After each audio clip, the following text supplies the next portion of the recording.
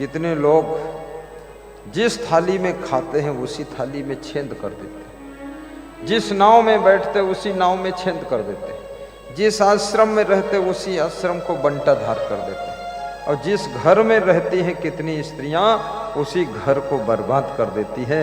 ऐसे गद्दार लोगों को लक्ष्मी छोड़कर चली जाती है। वफादार बनिए, वफादार पत्नी बनो, वफादार पति बनो, वफादार शिष्य बनो और वफादार गुरु बनो। ईमानदार भी बनो। ईमानदारी बहुत बड़ा धन है।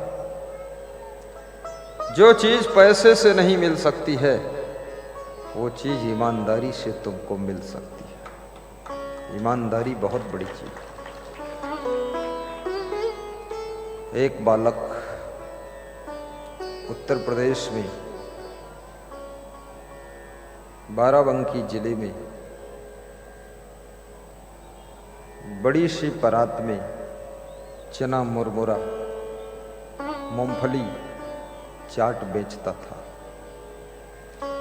उसके पिताजी ने किसी से कर्ज लिया था और कर्ज अदा नहीं कर पाए, पिताजी मर गए। तो उस बच्चे से कर्ज देने वाले पैसे मांगते थे। तुम्हारे बाप ने कर्ज लिया तो तुम पैसा अदा करो। तो बेटा बोलता था हमको याद भी नहीं है बाप ने लिया कि नहीं लिया और कितना लिया, कब लिया, क्या बात हुई, कुछ पता नहीं, लिखा पढ़ी कुछ है नहीं। वो लड़का ऐसा बोलता था। कर्ज देने वाले उसको तंग करते थे।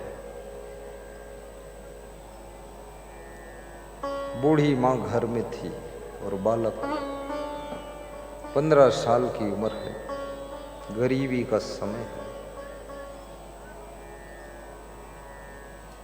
कोई गाली देता, कोई थप्पड़ मार देता, कोई कुछ बोलता, लेकिन वो बालक सह लेता था। एक दिन वो परात में सब सामान रख करके बेच रहा था, चना, मुरमुरा, मुर्रा और मूंगफली। कोई कर्ज देने वाला आया, उसने उसको लात मारा और उसका जो सामान था वो भी लात मारकर फेंक दिया। कहा तेरा बाप बेईमान, तू बेईमान, तेरी दुकान सब फेंक दूंगा। फेंक दिया। वो बालक उस परात को लेकर के घर आया और मां से रोया कि पिताजी ने कर्ज लिया लेकिन भुगतान मुझे कर रहा है,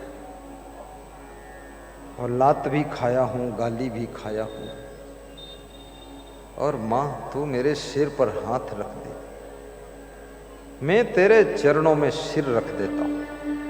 तो ऐसा आशीर्वाद दे कि ये गरीबी दूर हो जाए, ये दरिद्रता दूर हो जाए। मां ने सिर पे हाथ रख दिया। बालक रोया, बोला अब मैं धन कमाने के लिए बॉम्बे जा रहा हूं। ट्रेन में बैठ गया, बॉम्बे चला गया।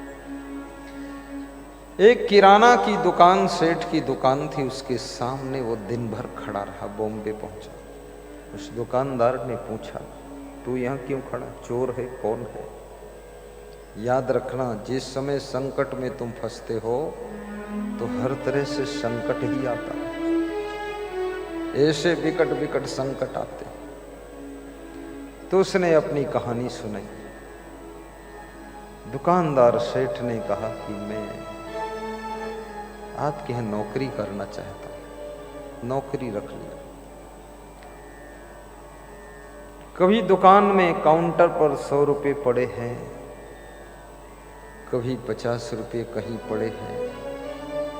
वो बालक रुपये उठा करके दुकान के मालिक को दे देता है कि ये संभालो, ये वहां पड़े थे, इधर उधर कैसे पैसे गिरते हैं आपको। 1 महीने उसकी परीक्षा लिया।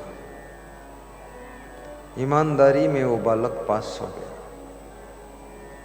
दुकानदार ने कहा अब तुम मेरे यहाँ ही रहो और यदि पढ़ना चाहो तो पढ़ो। उसकी पढ़ाई भी कराया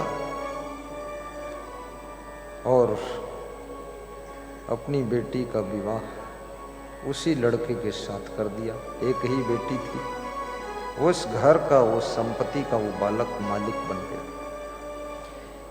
जब वो सेठ की बेटी पत्नी बनी तो उसने कहा कि मेरा घर उत्तर प्रदेश बाराबंकी में है, मेरी बूढ़ी माँ क्या दशा हुई होगी 10 साल में उसकी, तो एक बार देखने की इच्छा है उसको, माँ को देख लो। जिससे तुम्हारा प्रेम होता है उसको देखने की इच्छा होती है, दर्शन की इच्छा होती है। प्रेम जब टूट जाता है तो उसकी चर्चा भी सुनने की इच्छा नहीं होती, और प्रेम जब भरपूर होता है तो बार बार दर्शन की इच्छा होती है। बाराबंकी का दुखी बालक बॉम्बे में नौकरी कर रहा है। सेठ ने उसकी ईमानदारी को देखकर उसके साथ अपनी बेटी का विवाह कर दिया। बेटी अकेले थी, सारी संपत्ति दे दिया। थोड़े दिन के बाद सेठ का परलोक गमन हो गया और वो बालक सेठ बन गया। उसने अपनी पत्नी से कहा कि यदि